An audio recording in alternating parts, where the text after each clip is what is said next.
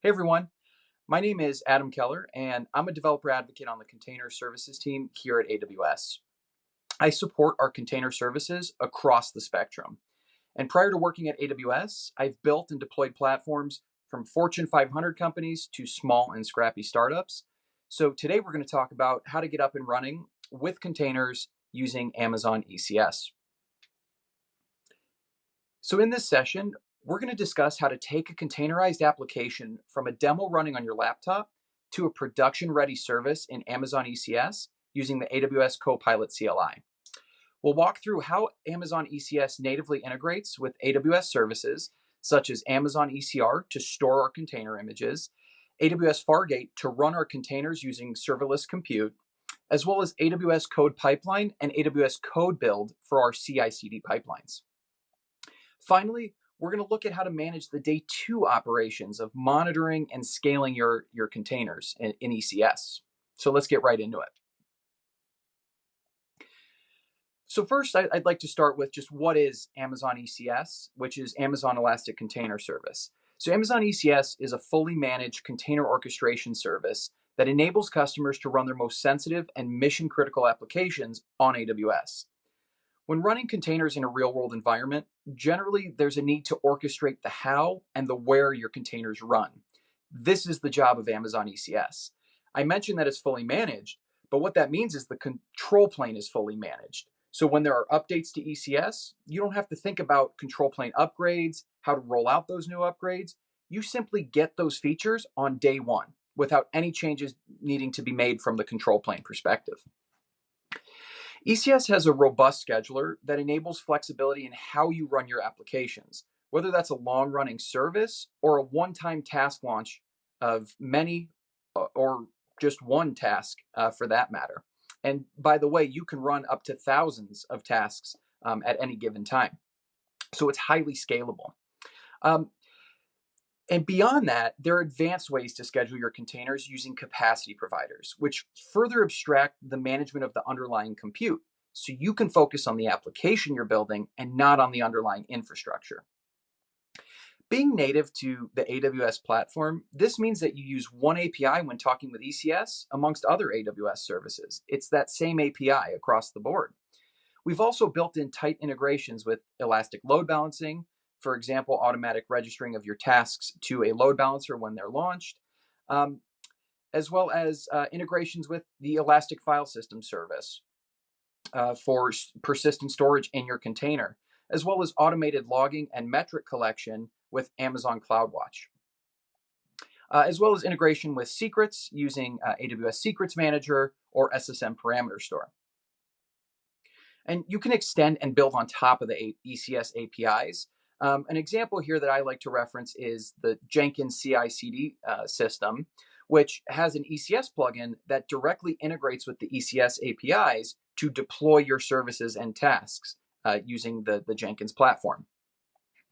And by default, Amazon ECS has security as job zero. So you are secure by default.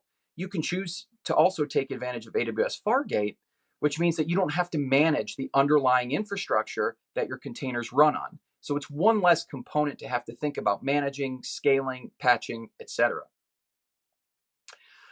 Also, you can scope your tasks to specific IAM roles. So when you're launching your tasks in ECS or launching your containers in ECS, you can assign very granular and specific permissions to those tasks that aren't shared across the whole cluster. And as I mentioned, you have the choice to use AWS Fargate to run your tasks, which is our serverless compute choice for running containers on ECS. And again, this just means that you don't have to manage that underlying EC2, those virtual machines. They're fully managed by AWS. And lastly, we recently announced in preview ECS Anywhere. So ECS Anywhere gives you the ability to take advantage of that control plane that's fully managed with ECS, but run your tasks in your own data center. So when we think about what it takes to get your application, from your laptop to a live production-ready environment, regardless of the technology you're using, generally we follow the same type of flow. We develop our application, we build locally. We run a Docker build, Docker push to a registry. But usually we're testing everything locally. So it's generally test your code, Docker run, and when you're confident and you feel good about your changes, you push them to version control. And usually that source is in Git. And then from there, we need a way to automatically build and automatically deploy uh, your artifacts that are created when you merge. So this is where you have you push to source, then you have a process that builds and packages your Docker image and then stores it to a container registry. So today in our demo, we'll look at ECR and we're going to use Amazon ECR as our container registry. Once you have your artifact pushed to your registry, you need to then deploy that artifact to your orchestrator. And that's where Amazon ECS comes into play here.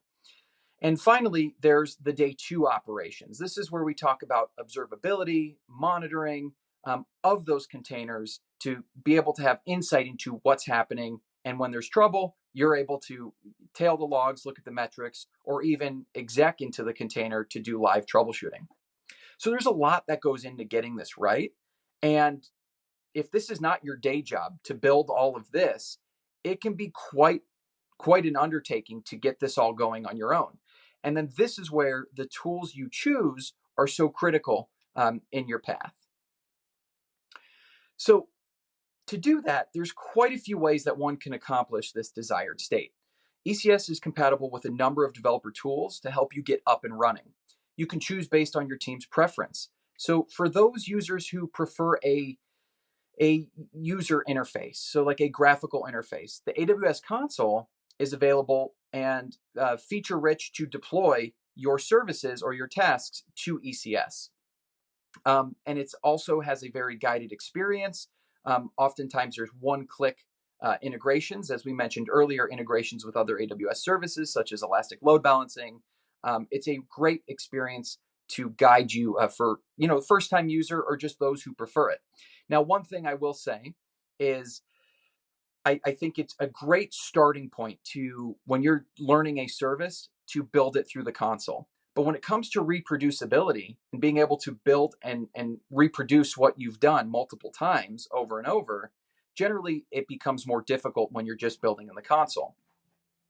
And so this is where we start to embrace tools like the Copilot CLI.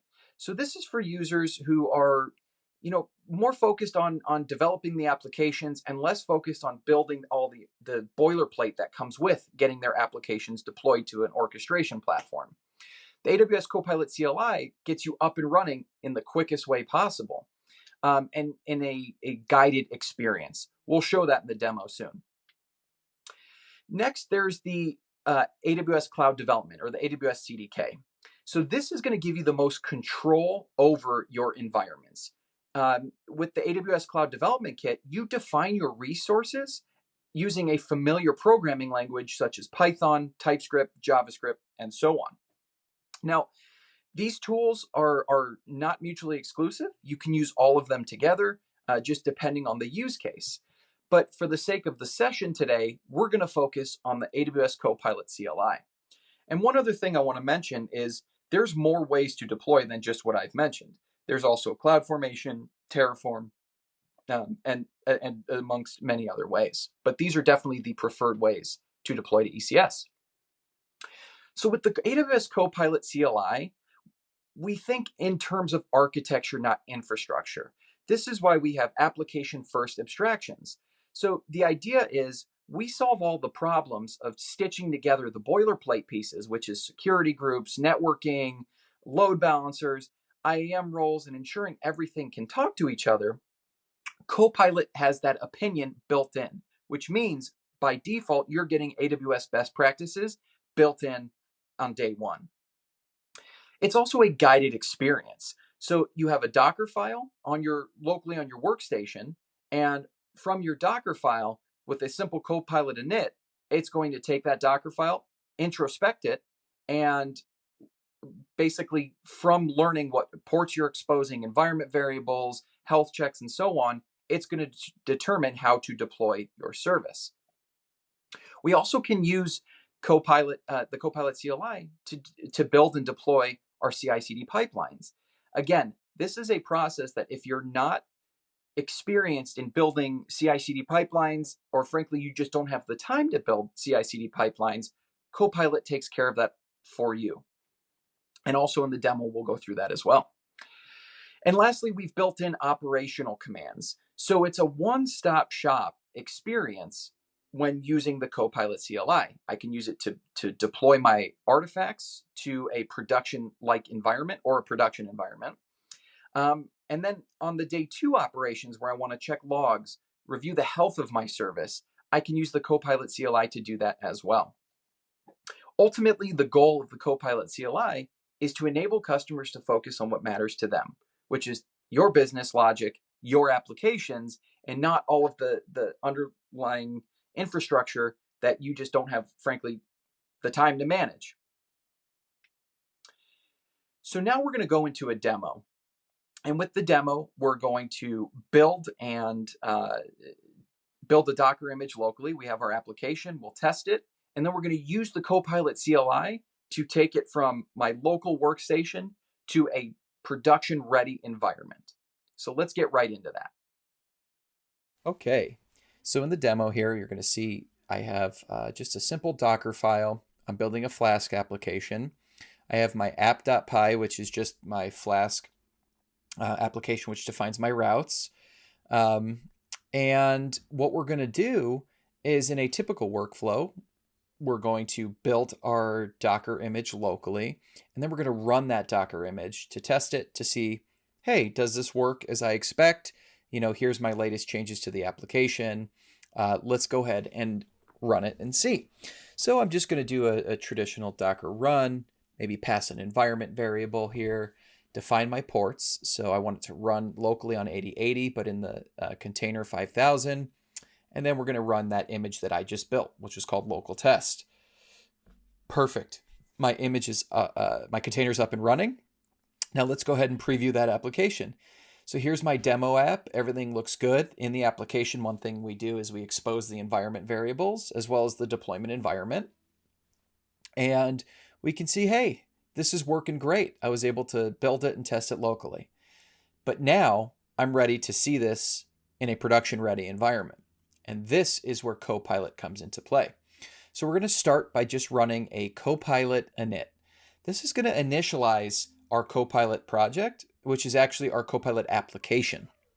We'll start by naming our application, and we're going to go through this guided experience that I mentioned earlier. So we get a choice of, do we want to deploy a load balance service, a backend service, or a scheduled job? We're going to choose the load balance web service, and we're going to name it front end. Then Copilot looks in our directory, finds a Docker file, gives me the option to choose the Docker file. As you can see, it found my port from actually looking within the Docker file and found that this listens on port 5000. And what it did in this initial step is it created my manifest and created some resources that we'll need to deploy later on. It then prompted me to, if I wanted to deploy a test environment, which I said yes. So now it's building all of those resources, the ECS cluster, IAM roles, security groups, VPC, etc., all on my behalf. So when we talk about opinionated, we can see it's building based off of best practices, and I didn't even have to think about those things. All I care about is my Docker image, my application. So now we're at the point where we're deploying a service to ECS, and it will then give us that load balancer URL at the end of the run, so we can click that and actually see our application up and running in real time. And here it is. So earlier you can see there were less environment variables when I ran it locally, but here it's running in a production-ready environment. So let's actually go back now and let's take a look at how I can interact with my service using the Copilot CLI. So we can see I have my front-end service running, what type of service it is. We can see what applications we have and environments and so on. But let's drill down into the service. So I can see here's my service details by running a Copilot service show, or I can run a Copilot service status to get the real-time status of my service. So you can see I have one task running. I didn't have a health check here, so it doesn't know what the health check status is, but also if there are any alarms, I could see those as well. We can also run Copilot service logs. This will give us visibility into the logs for our service that we just deployed. So what I'm going to do is I'm going to follow the logs, and I'm going to go back to the application, and I'm just going to click around so we can see, record some activity. And then when I head back, you can see, boom, there are my logs. There's my log output from me just clicking around the console. So in a matter of minutes, I was able to get my local Docker image in a full-fledged, best practices built environment using ECS in AWS. So you could see Copilot created this Copilot directory with my service name and then the manifest underneath. This is where we can make any changes to our deployment to our service with Copilot. So one thing I'm going to do is I'm going to go ahead and modify the manifest file, and I'm going to change the variables to actually just expose a new environment variable to my application.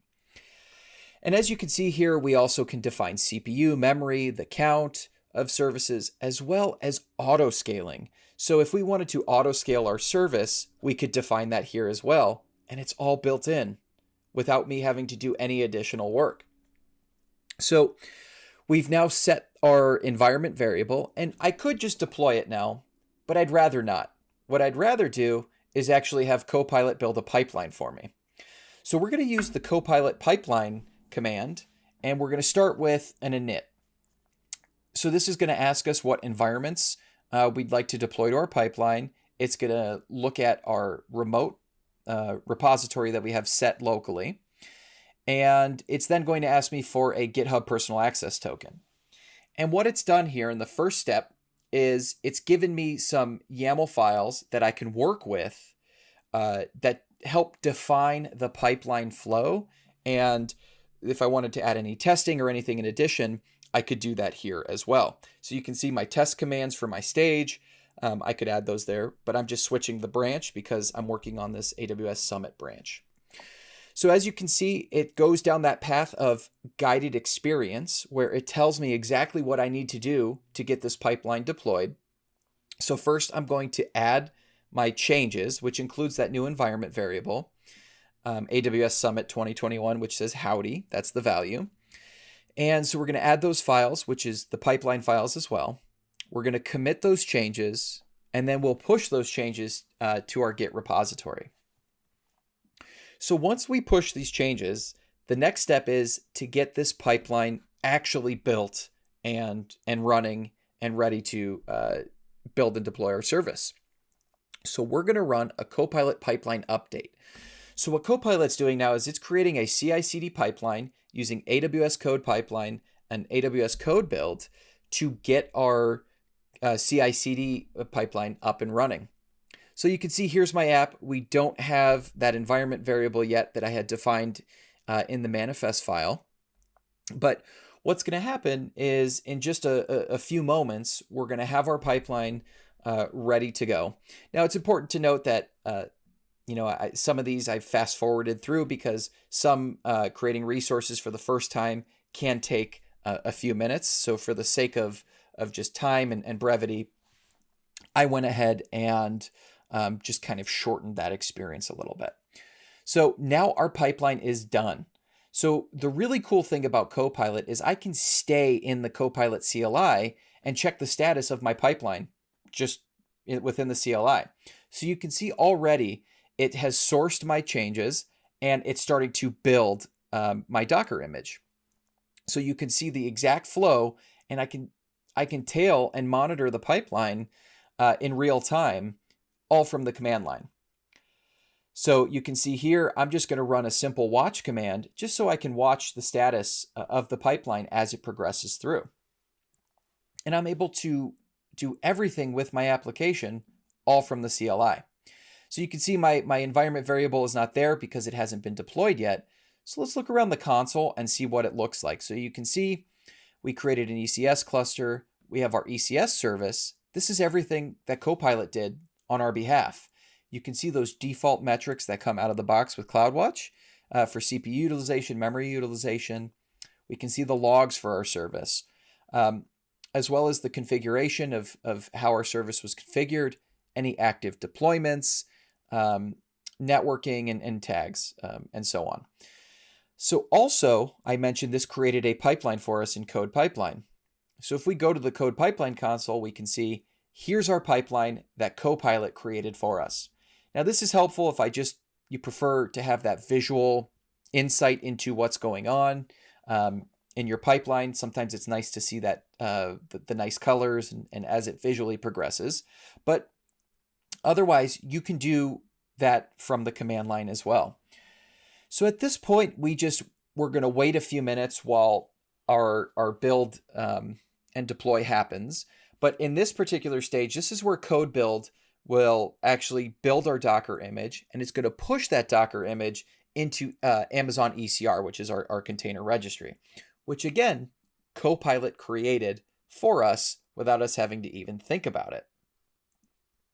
So there's a lot of benefits to doing this, but really what it comes down to is just you're getting, by default, best practices with that opinion built in to give you that easy experience so you don't have to be an expert in all of the things. So you can see here our deployment's progressing now. We can see it in the console. Our new task is being launched. And I just wanted to show the console to show that there's multiple ways that you can view when looking at your services running in ECS. So you could see down below AWS Summit 2021, there's my new environment variable.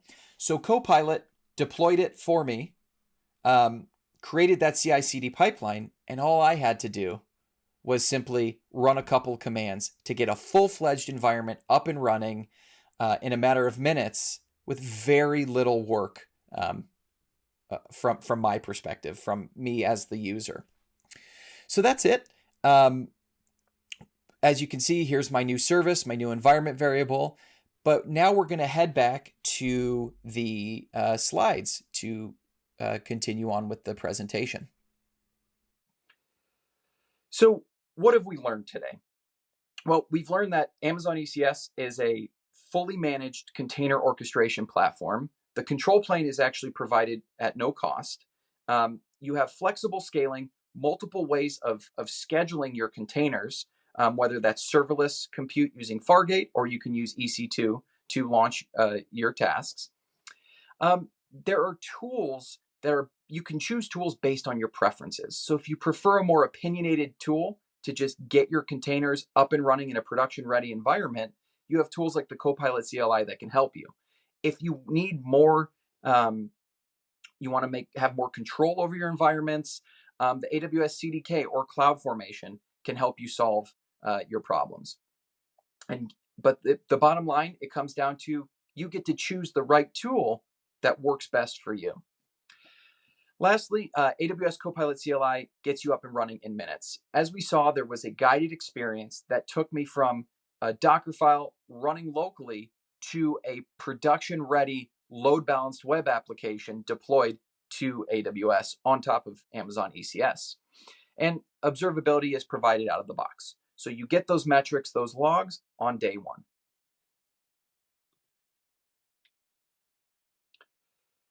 So for more information and documentation for ECS, we have our front page, which just tells you about ECS, what it is. We have customer stories there, ways to get started, as well as the Copilot CLI.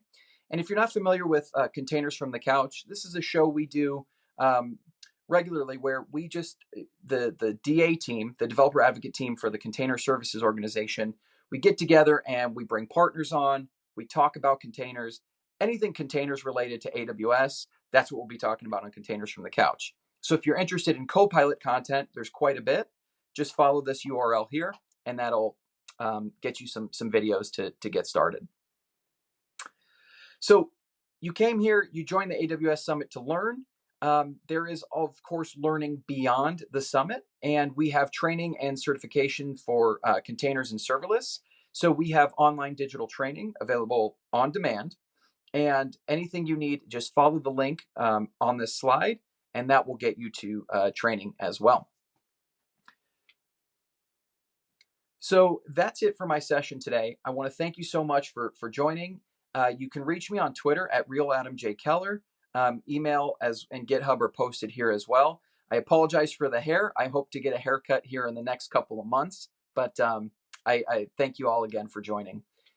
And please, please, please, your feedback is so important. So please do leave us a survey with your feedback on the session. We greatly appreciate it. Thanks so much.